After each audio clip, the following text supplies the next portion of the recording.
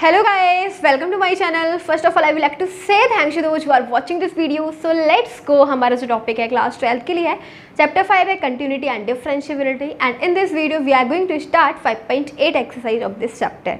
Okay, so and इससे पहले वाले एक्सरसाइज है, क्वेश्चन है, चैनल पर आके चेक कीजिएगा, प्लेलिस्ट है of this chapter. So last question वहाँ पे ऐड किए हुए हैं. ओके, 5.8 एक्सरसाइजेज जहाँ पे हमें क्वेश्चंस दे रखे होंगे and questions are based on Rolle's theorem. So it's important to know about Rolle's theorem. Okay, ये रोलेस थ्योरम क्या होती है, क्योंकि क्वेश्चंस को हम सॉल्व नहीं कर सकते जब तक हमें नहीं पता what is Rolle's theorem. Let's no about Rolle's theorem. देखो क्या है रोलेस थ्योरम. फंक्शन को, एक फंक्शन है, ठीक है, फंक्शन डिफाइन किया गया है इस इंटरवल में a, b में, सच दैट इस प्रकार कि ये जो कंडीशंस दे रखी हैं अगर ये फॉलो कर रहा है फंक्शन तो क्या हो जाएगा, रोलेस थ्योरम सेटिस्फाई होगी. अदरवाइज ये कंडीशन नहीं फॉलो करेगा तो क्या होगा, फंक्शन रोलेस थ्योरम को सेटिस्फाई नहीं करेगा. तो स्टेप फर्स्ट यानी केस फर्स्ट हमारा पास function is continuous in close bracket है a, b. फंक्शन को कंटिन्यूस होना चाहिए, क्लोज ब्रैकेट है a, b, ठीक है, इस इंटरवल में. अब फंक्शन को डिफरेंशिएबल होना चाहिए. अब यहाँ पे ओपन ब्रैकेट है a, b. क्लोज ब्रैकेट का मतलब होता है कि ये जो a, b है ना, ये भी इसमें इंक्लूडेड हैं, ठीक है. a से लेके b के बीच के सभी इंटीजर, सभी नंबर्स और a और b भी इसमें इंक्लूडेड है. और ओपन ब्रैकेट का मतलब कि a और b इसमें इंक्लूडेड नहीं है, only a to b, a से और b के बीच के नंबर्स में इंक्लूडेड है. ओके, थर्ड कंडीशन, हाँ, तो अब हमारे पास थर्ड केस है एफ ए किसके इक्वल होना चाहिए, एफ वी के, ठीक है. और फिर हम क्या फाइंड करेंगे, then there exist C belong to a, b. फिर हम c की वैल्यू फाइंड करेंगे और c कहाँ पे बिलोंग करना चाहिए, a, b इंटरवल में. ओके, सो दैट इस प्रकार. अब c कैसे फाइंड करेंगे, हम पहले जो हमें फंक्शन दे रखा होगा उसका डिफरेंशिएबल फाइंड करेंगे, डिफरेंशिएट करेंगे और फिर F dash C equals to में 0 रखेंगे और यहाँ से c की वैल्यू फाइंड करेंगे. c कहाँ बिलोंग करना चाहिए, a, b इंटरवल में. अगर ये सारी कंडीशंस फॉलो होती है तो रोलेस थ्योरम क्या हो जाएगी, सेटिस्फाई, अदरवाइज नहीं होगी, ठीक है. तो ये रोलेस थ्योरम थी. अब एक और है इससे नेक्स्ट, मीन वैल्यू थ्योरम. तो वो भी देखते हैं मीन वैल्यू थ्योरम क्या कहती है.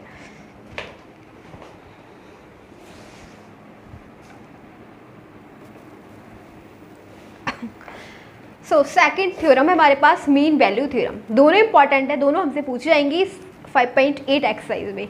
ओके, सो देखते हैं मीन वैल्यू थ्योरम क्या कहती है. देखो, लेट एफ फंक्शन है, ठीक है, एफ एक्स एक फंक्शन है, हमें इस इंटरवल में डिफाइन किया गया है, सच दैट. अब इसकी क्या कंडीशंस है कि मीन वैल्यू थ्योरम सेटिस्फाई करती है.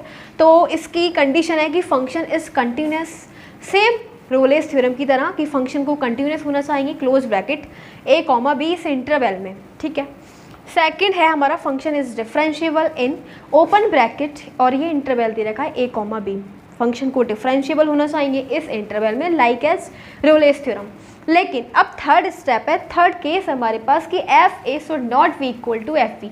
एफ ए और एफ वी इक्वल नहीं होने चाहिए. रोलेस थ्योरम कहती थी कि एफ ए और एफ वी क्या होने चाहिए, इक्वल, बट इसका जस्ट अपोजिट है ये, ठीक है. F A should not be equal to F we.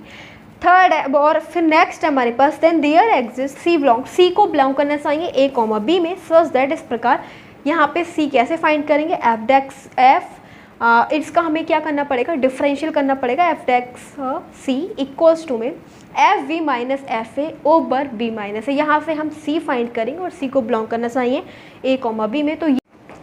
तो ये हमने देखी मीन वैल्यू थ्योरम. एंड अगर हमें मीन वैल्यू थ्योरम करनी है प्रूव तो हमें ये सभी कंडीशन को सेटिस्फाई करना होगा. ओके, अब बात करते हैं पॉलिनोमियल फंक्शंस जो होते हैं वो हमेशा क्या होते हैं, continuous. Polynomial functions are always continuous and always differentiable. Okay, and every differentiable function is continuous but just opposite, every continuous function is not differentiable. यानी कि जितने भी डिफरेंशिएबल फंक्शन होते हैं वो सारे क्या होते हैं, कंटिन्यूस होते हैं, लेकिन सभी कंटिन्यूस फंक्शन डिफरेंशिएबल नहीं होते हैं. ओके, अब हम देखते हैं एक्सरसाइज 5.8 में क्वेश्चंस कैसे दे रखे हैं, कैसे हम Rolle's theorem and mean value theorem को सेटिस्फाई करेंगे. Let's go on 5.8 exercise. जब आप क्वेश्चन करोगे तो वहाँ पे अच्छे से समझ में आएगा, अब भी इतना क्लियर नहीं होगा. So let's go.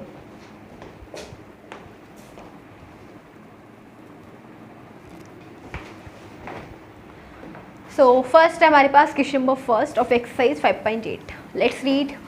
Verify Rolle's theorem for the function. हमें रोलेस थ्योरम वेरीफाई करनी है. फंक्शन दे रखा है F x equal to X square plus 2x minus 8 and x जो हमारा x की वैल्यू है वो इस इंटरवल में बिलोंग करती है -4 से 2। ठीक है, देखो अब रोलेस थ्योरम को प्रूव करने के लिए हमने अभी इसके जो कंडीशंस देखी वही प्रूव करेंगे।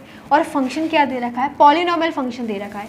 तो polynomial function is always continuous and always differentiable. So यहाँ पे देखते हैं, फॉर रोलेस थ्योरम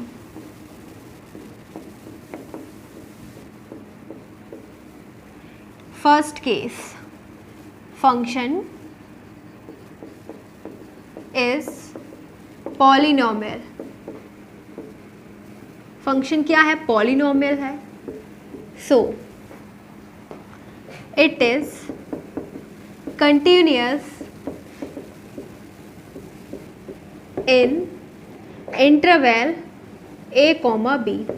ठीक है, अब हम यहाँ पे क्लोज ब्रैकेट लेंगे a, b। कंटिन्यूटी हम शो करते हैं क्लोज ब्रैकेट में। a, b में कंटिन्यूअस है क्योंकि फंक्शन क्या है, पॉलिनॉमियल। सेकंड केस सेम यहाँ पे लिखना है, function is polynomial, function is polynomial. So it is differentiable in open bracket और इंटरवल है a, b। ठीक है, और हाँ a, b का मतलब क्या है, -4, 2। ठीक है, -4, 2। यहाँ पे हम ओपन ब्रैकेट लेते हैं। ठीक है, डिफरेंशिएबिलिटी हम कहाँ पे शो करते हैं, ओपन ब्रैकेट में। ठीक है, अब नेक्स्ट केस क्या है, step third, we will find F A equal to में एफ बी, ये दोनों क्या होने चाहिए, इक्वल। ठीक है, तो फाइंड करेंगे। तो एफ ए क्या है हमारे पास, एफ ए फंक्शन हमें दे रखा है, एफ एक्स इक्वल टू में दे रखा है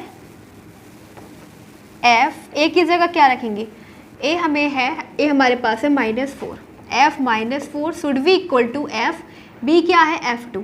ठीक है, तो देखते हैं, देखो फंक्शन में हम ये जो फंक्शन दे रखा है ना, इसकी जगह हम x की जगह क्या रखेंगे, -4। तो रख दो, f -4 क्या हो जाएगा, -4 का स्क्वायर प्लस 2 इंटू -4 -8। तो ये लिखेंगे यहाँ पे -4 का square plus 2 into -4 -8 equals to में यहाँ पे क्या रखेंगे, एफ वी की जगह F2, यानी अब फंक्शन में x की जगह क्या रखेंगे, 2 का स्क्वायर और ये हो जाएगा 2। तो देखो आ जाएगा 2 का स्क्वायर प्लस 2 इंटू 2 -8। ओके, कुछ प्रॉब्लम नहीं है। एफ ए और एफ बी का मतलब होता है, जो हमें एफ ए क्या दे रखा है, -4, बी क्या दे रखा है, 2। तो फंक्शन में हम x की जगह -4 पुट करेंगे और x की जगह 2 रखेंगे और दोनों को इक्वल शो करेंगे। अगर इक्वल आते हैं तो क्या हो जाएगा, एफ ए और एफ बी दोनों इक्वल हो जाते हैं। देखते हैं इक्वल आ रहा है, ये हो जाएगा 16 और ये हो जाएगा -+- 4 to 8 -8 इक्वल्स टू में 2 का स्क्वायर 4 प्लस 2 to 4 -8, यानी कि ये -16 और ये +16 दोनों कैंसिल कर देंगे। सेम यहाँ पे -8 और +8 0 इक्वल्स टू में 0। तो हमें यही तो प्रूव करना होता है कि एफ ए क्या होना चाहिए, एफ बी के इक्वल। सो देख रहे हैं कि F4 क्या है, F2 के इक्वल है, हमने ये देखा। अब फोर्थ स्टेप क्या है, लेट्स फाइंड C। ठीक है, अब C की वैल्यू फाइंड करेंगे। C की वैल्यू कैसे फाइंड करते हैं, F और इसका डिफरेंशियल करते हैं फंक्शन का और इसे 0 के इक्वल रख देते हैं। तो हमारे पास फंक्शन क्या है, एफ एक्स इक्वल टू में ये दे रखा है ना, x² प्लस 2x -8। तो हम इसका डिफरेंशियल कर देंगे। ठीक है, तो क्या हो जाएगा, पावर मल्टीप्लाई में, पावर में से 1 सबट्रैक्ट प्लस 2 इंटू एक्स का x के रिस्पेक्ट में 1, 8 कॉन्स्टेंट 0 हमारे पास आ जाएगा। F dash x equals to में 2x, 2 - 1 1 हो गया, इसको नहीं लिखेंगे, +2। ठीक है, ये आ गया एफ डेक्स एक्स, यानी कि differentiable of function is 2x + 2। But हमें फाइंड क्या करना है, F dash c equals to में 0, यानी कि x की जगह क्या पुट करेंगे, c। ठीक है, हमें c की वैल्यू तो फाइंड करनी है, तो हम x की जगह c पुट करेंगे और ये हो जाएगा 2c + 2।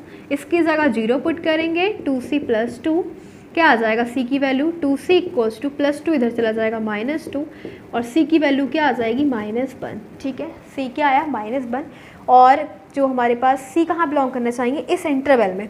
ठीक है, -4, 2 के बीच में बिलोंग करना चाहेंगे, तो बिल्कुल है, जो -1 है इन्हीं दोनों के बीच में बिलोंग कर रहा है। सो फिर यहाँ पे लिखना, सो c बिलोंग टू -4, 2। ठीक है, तो अब सारे केस क्या हो रहे हैं, सेटिस्फाई हो रहे हैं, कंडीशन सारी प्रूव हो रही हैं, सेटिस्फाई कर रही है, तो ये क्या हो जाएगा, रोलेस थ्योरम सेटिस्फाई कर रहा है फंक्शन। तो इसको रब करके यहाँ पे लिखेंगे,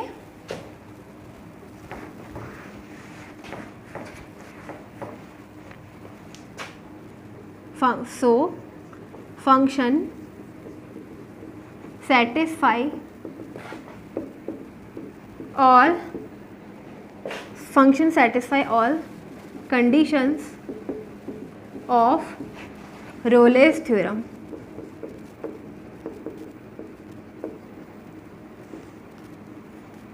Therefore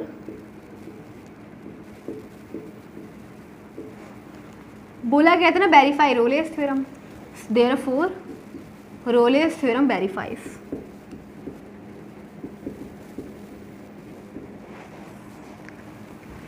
Rolle's theorem verifies for the function. ठीक है, रोलेस थ्योरम वेरीफाई करता है फंक्शन। अब देखो ये हमारा क्वेश्चन नंबर फर्स्ट था, नेक्स्ट देखते हैं क्वेश्चन नंबर सेकंड।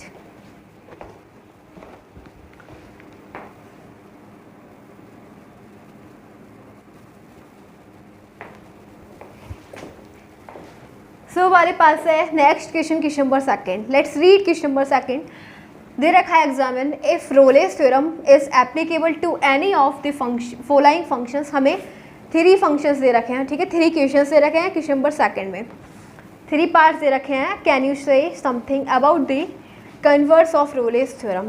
तो देखो हमारे पास फर्स्ट क्वेश्चन है जिसके अंदर हमें फंक्शन को डिफाइन किया गया है, ग्रेटेस्ट इंटीजर फंक्शन। तो ग्रेटेस्ट इंटीजर फंक्शन के लिए हम क्या कहेंगे रोलेस थ्योरम के लिए, तो ये क्या है ग्रेटेस्ट इंटीजर फंक्शन, इसके लिए हम लिखेंगे रोलेस थ्योरम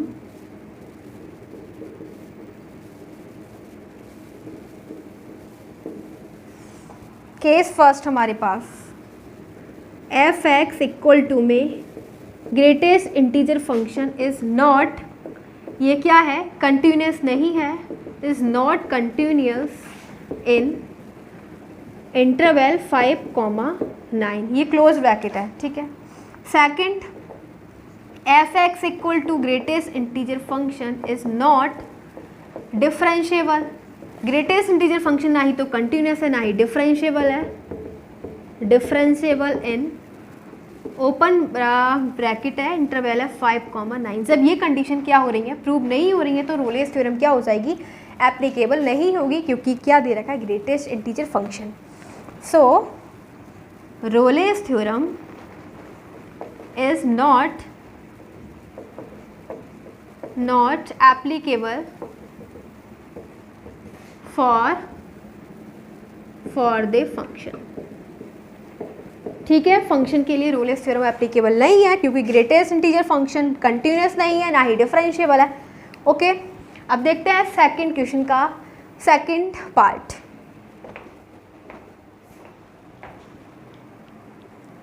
तो सेकंड पार्ट है, सेकंड पार्ट में भी हमें क्या दे रखा है, फंक्शन को डिफाइन किया गया as a greatest integer function. इसके बारे में देखते हैं रोलेस थ्योरम क्या कहती है। एफ एक्स इक्वल टू में greatest integer function is not continuous in interval -2,2।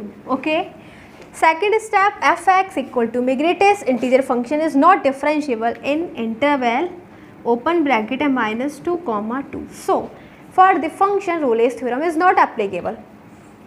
Okay, so इसके लिए भी ग्रेटेस्ट इंटीजर फंक्शन है, ना ही डिफरेंशिएबल ना कंटिन्यूस है, तो रोलेस थ्योरम एप्लीकेबल नहीं है। थर्ड पार्ट देखते हैं।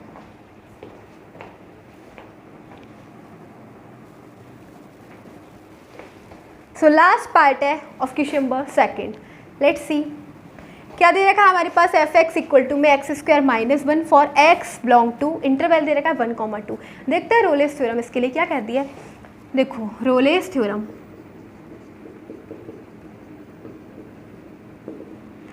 स्टेप फर्स्ट है function is polynomial. Polynomial function is always continuous. Function is polynomial, so it is continuous in closed interval 1,2. Okay. Second case है, वही लिखेंगे. फंक्शन क्या है? पॉलिनोमियल है. So it is differentiable in open interval 1,2. ठीक है, open bracket है ये 1,2.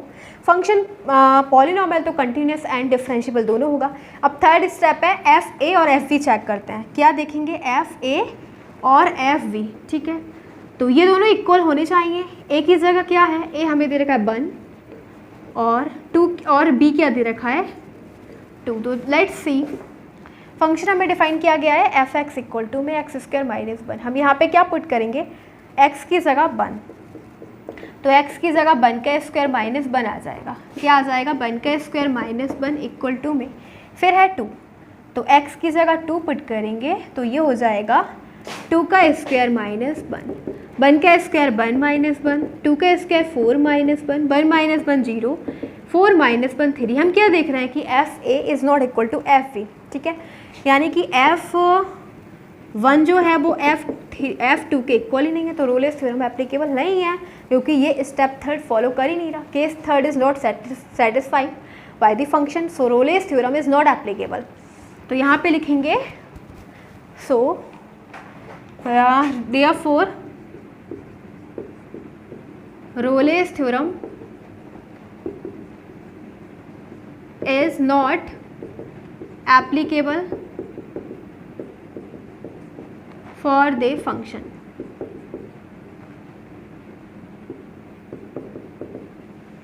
Because F1 is not equals to F2. ठीक है, बस हमारी रोलेस थ्योरम में ये वाला केस अप्रूव नहीं करा, फंक्शन सेटिस्फाई नहीं करे, इसलिए रोलेस थ्योरम नहीं हो रही सेटिस्फाई, एप्लीकेबल नहीं है for this function. Okay, so आज हमने question number first and second देखा of exercise 5.8. Now we are going to end this video and again I wanted to say thanks for watching this video. Thanks again.